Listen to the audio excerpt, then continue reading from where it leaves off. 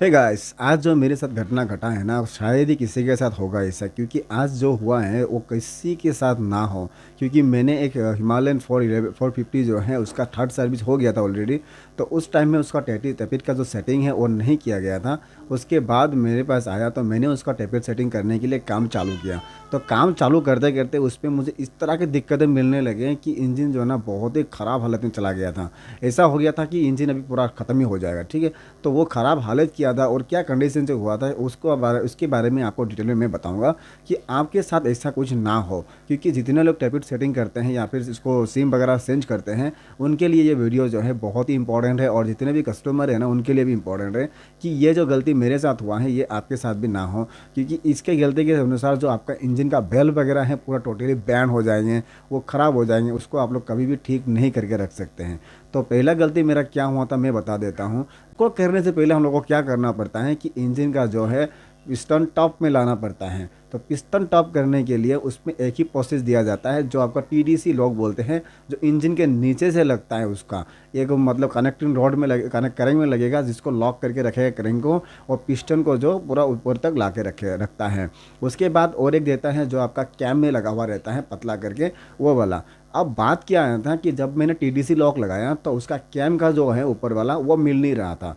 TDC मिलता है तो ऊपर वाला नहीं मिलता है, अगर ऊपर वाला मिलता है तो टीडीसी नहीं मिलता है। तो इस कंडीशन में मैंने क्या किया, टीडीसी लॉक करके ही उसको टैपिट को नाप लिया और उसका जो है हिसाब निकाल दिया। तो हिसाब निकालने के बाद जो हिसाब मेरा निकला था वो जो था आपका टैपिट ऑलरेडी बहुत ज़्यादा लूज़ दिखा रहा था उस कंडीशन में। तो लूज़ दिखाने के साथ साथ मैंने क्या किया, उसका पुराना जितना भी सिम वगैरह था उसको निकाल लिया बाहर। और निकालने के बाद जब मैंने उसका सिम को मेज़र किया, मेज़र करने के बाद जो वैल्यू निकला उसके अनुसार जो सिम आया था उसको बैठाने के बाद बाइक जो है टोटली अनकंट्रोल हो गया था। क्योंकि जब मैंने उसका सिम बैठाया और दोनों तरफ का नहीं, सिर्फ दो ही तरफ का सिम आपका चेंज किया गया था, एग्जॉस्ट साइड का। इन एग्जॉस्ट साइड का दो वेल्व, ठीक है, लेफ्ट वाला और राइट वाला दोनों के सेम चेंज किए गए थे। और सेंस करने के बाद उस दोनों में से ना आपका जब नया सिम लगवाए, लगाने के बाद जब हम लोगों ने पुराना वाला ही उसका सेट बनाया, इनलेट वाला बनाया, बनाने के बाद बाइक को पूरा फिटिंग किया। फिटिंग करने के बाद जब बाइक को स्टार्ट करने का समय आया ना, तो उस कंडीशन में मेरा हालत ही ख़राब हो गया था। क्योंकि उस टाइम में ना बाइक जो ना बिल्कुल स्टार्ट नहीं हो रहा था। अब स्टार्ट नहीं हो रहा था तो और इंजन में से ऐसा आवाज़ आ रहा था कि उसका टैपिट जो है बहुत ज़्यादा हार्ड है। तो इस कंडीशन में मैं क्या करूं, अब मुझे तो डर लगने लगा कि उसका जो बेल वगैरह है शायद बैन हो गया होगा, क्योंकि उसका जो टैपिट है बहुत ज़्यादा हार्ड हो गया था। तो वो टैपिट आप लोग क्या होता है ना, लगाने के बाद उसको नाप सकते हैं। लेकिन मुझसे यही गलती हो गया क्योंकि मैं उस टाइम में सिम का मेजर करके चला दिया था और बाकी बंदे को बोल दिया था तुम फिटिंग करो मैं आता हूँ। तो उसी टाइम में ही सब गड़बड़ी हो गया।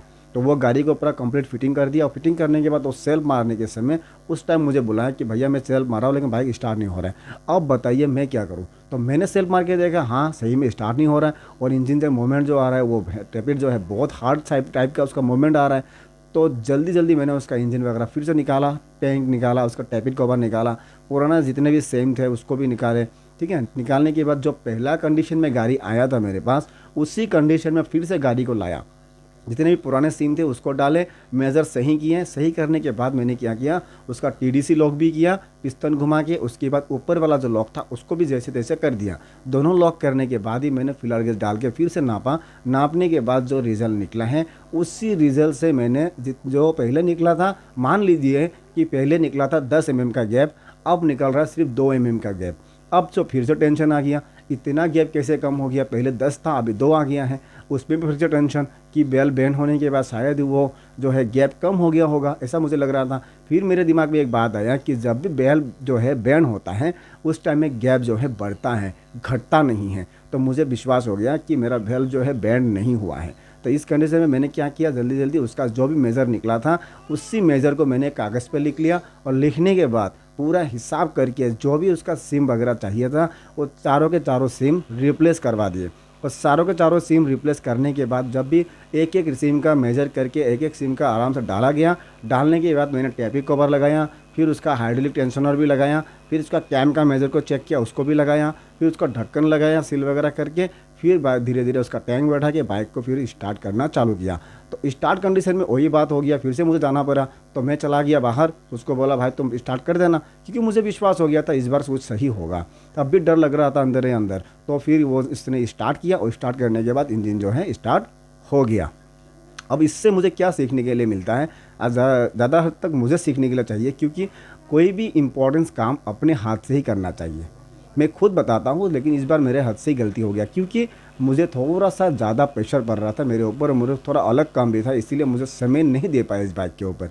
लेकिन गलती होने से लोग सीखते हैं, तो इस बार से मैंने ये सीख लिया है कि कभी भी जो भी इम्पोर्टेंस काम हो अपने हाथों से ही करूँगा, ना कि कोई टेक्नीशियन को देने वाला हूँ कि भाई तुम आगे बढ़ा दो। नहीं भाई, आप भी ऐसा गलती ना करें।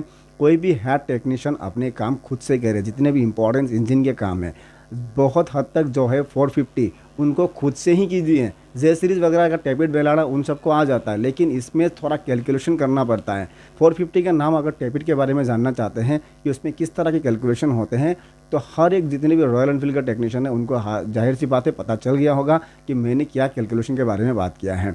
तो उसमें सिम ना ऐसा नहीं होता है, कोई भी सिम अगर आपका 2 नंबर का सिम लगा है तो आप 3 नंबर का सिम उसमें लगा दीजिए, ऐसा नहीं होता है। उसको मेजर करना पड़ता है, पहले आपको कितना गैप था, फिर सिम का मेजर कितना था, उसके बाद कितना सिम लगेगा, वो माइनस प्लस करने के बाद ही वो सिम का मेजर निकलता है, तब जाके बाइक स्टार्ट होता है।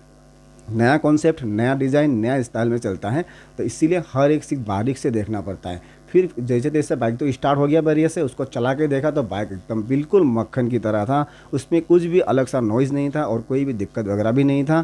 थर्ड सर्विस तो पहले हो चुका था, इंजन का नॉइज़ जो था वो भी ख़त्म हो गया था। लेकिन दिक्कत से हम लोग को बहुत सीखने के लिए मिलता है, कुछ भी दिक्कत से। तो मैं भी आशा करता हूँ कि आप लोग के साथ ऐसा गलती ना हो, क्योंकि मैंने जो गलती किया है उसको मैंने सुधार लिया, लेकिन आपका कुछ ऐसा गलती होने से बहुत बड़ा नुकसान हो सकता है। क्योंकि उसका हेड अगर निकलना पड़ गया तो हेड में से उसका कूलेंट निकलेगा, फिर उसका गास्केट निकलेगा, बहुत ज़्यादा झमेला होगा उसमें से। और फिर कंपनी को जो आपका एक एक परमिशन लेके काम करना पड़ता है, फिर हर एक चीज़ वारंटी में देना पड़ेगा।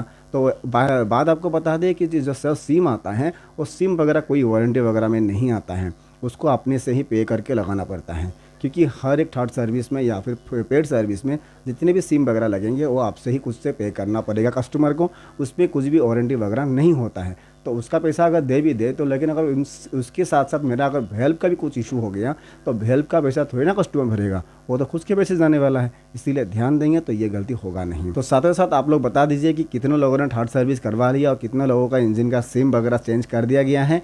कमेंट करके मुझे ज़रूर बताइएगा। जो मैंने इन्फॉर्मेशन दिया है वो इन्फॉर्मेशन आपको कैसा लगा कमेंट करके ज़रूर बताएं। और इस तरह के कंटेंट देखते रहने के लिए चैनल को सब्सक्राइब करके बेल आइकन को जरूर दबा के रखिएगा, क्योंकि आगे जाके और भी इन्फॉर्मेशन आपको मिलता जाएगा।